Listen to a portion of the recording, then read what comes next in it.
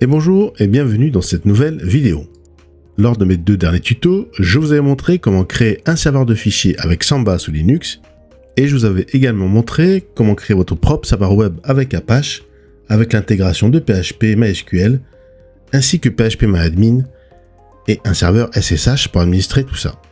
Aujourd'hui, on va voir une autre fonctionnalité pour un serveur Linux.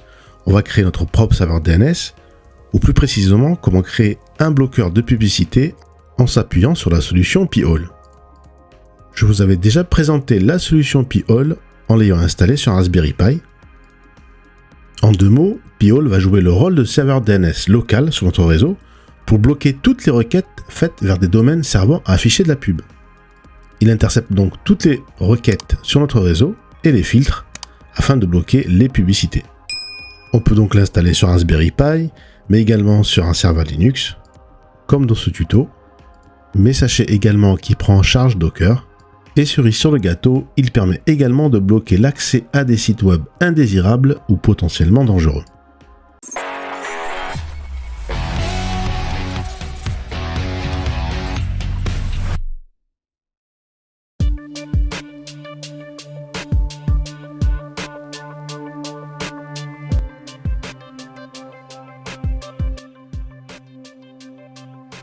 Je pars du principe que vous avez un ordinateur avec Linux installé dessus, et ici dans ce tuto, j'ai une Debian, la version 12 plus précisément, et comme d'habitude, soit vous connectez en SSH, soit vous tapez directement les commandes sur l'ordinateur. Je me rends donc dans le menu des applications, et je tape terminal, pour lancer le terminal de commande. Maintenant, vous en avez l'habitude avec mes tutos, la première commande qu'on va taper, c'est la fameuse commande sudo apt update et sudo apt full upgrade-y, afin de mettre à jour notre système. Et vous mettez bien sûr votre mot de passe de session. Une des conditions sine qua non pour que P-Hole fonctionne, il faut que votre ordinateur sous Linux ait une IP fixe.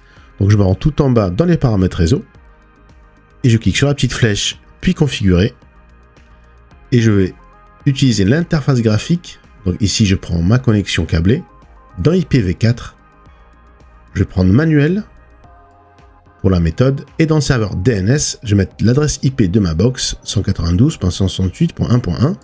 À droite, je clique sur ajouter pour ajouter une adresse IP, par exemple 192.168.1.95. Le masque de sous-réseau se remplit tout seul, 3 fois 255.0, et en passerelle, je remets l'adresse IP de ma box. Afin de s'assurer que l'adresse IP 1.95 n'est pas prise sur le système, je vais faire un petit ping, donc je fais ping 192.168.1.95 et entrée, et je vois bien qu'il y a donc host unreachable, c'est-à-dire que l'adresse IP n'est pas encore présente sur le réseau. Je reviens donc sur les paramètres, et là je peux faire appliquer. Donc assurez-vous de mettre une adresse IP disponible sur votre réseau.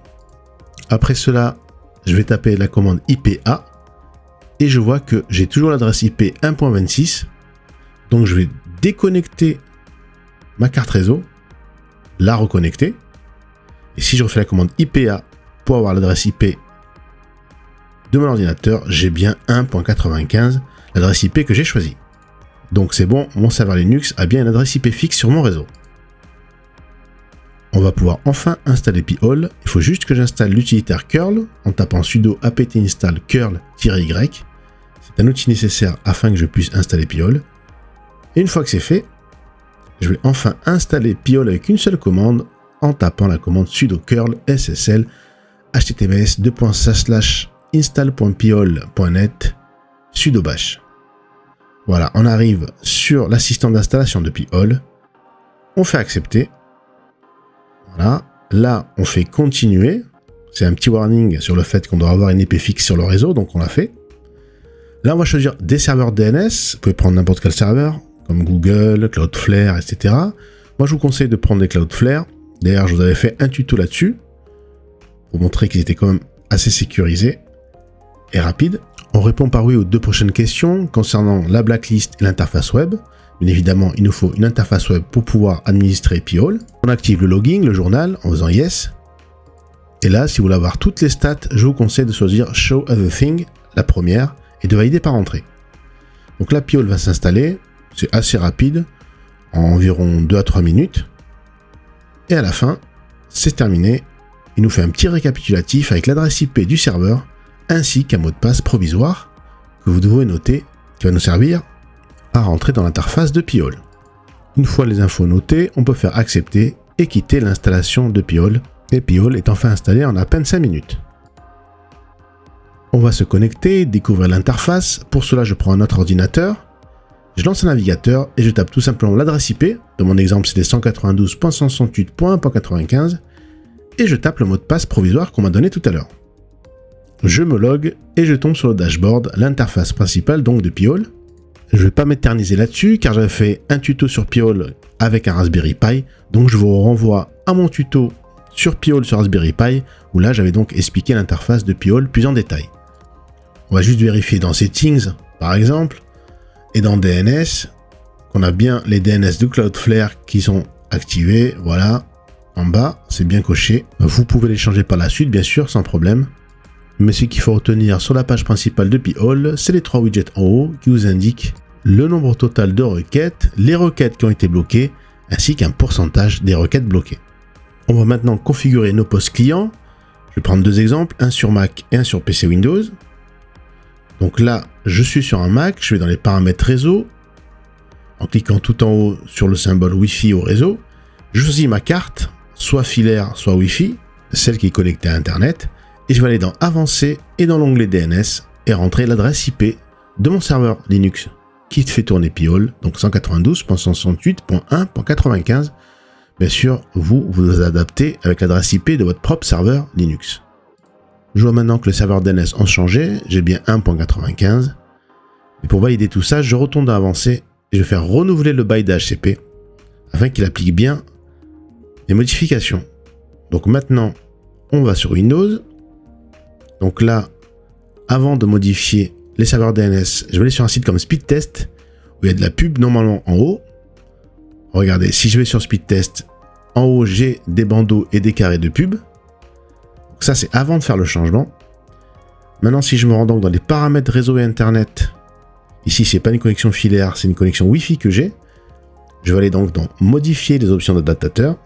Donc choisir ma connexion Wi-Fi en double-cliquant dessus, en allant dans propriétés, puis protocole internet version 4 TCP/IP v4. Tout en bas, utiliser l'adresse de serveur DNS suivante et je rentre l'adresse IP de mon serveur Linux qui se termine par 95. Je valide par OK. Je fais fermer. Et maintenant, si je rafraîchis et je retourne sur Speedtest, je vois bien que mes pubs ont été bloquées et elles ont disparu. Donc ça fonctionne. Après quelques minutes d'utilisation sur différents périphériques à la maison, si je retourne sur le dashboard, j'ai quelques statistiques qui commencent à remonter, comme le nombre total de requêtes bloquées ainsi que le pourcentage. Donc je vois bien que mon système Pi-hole fonctionne et qui commence à bloquer les requêtes et ainsi filtrer les publicités et les sites malveillants sur mon réseau. Avec déjà pratiquement 14% de requêtes bloquées qui contenaient de la pub ou des sites malveillants. Mais je vous renvoie à mon tuto que j'avais fait sur Raspberry Pi où j'expliquais plus en détail les différentes statistiques. Voilà, ce tuto est terminé.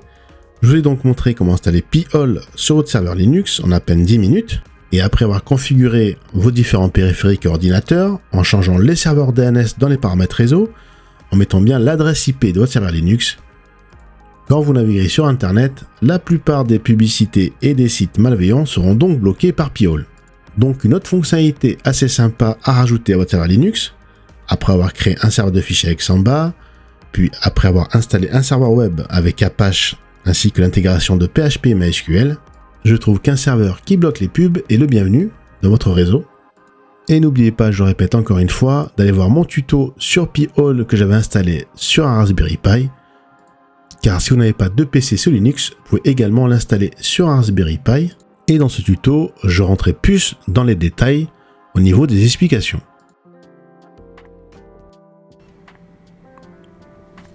N'oubliez pas de laisser un pouce bleu si la vidéo vous a plu, de vous abonner si ce n'est pas encore fait, et d'activer la cloche de notification pour ne rater aucune de mes vidéos. Merci et à bientôt pour une prochaine vidéo.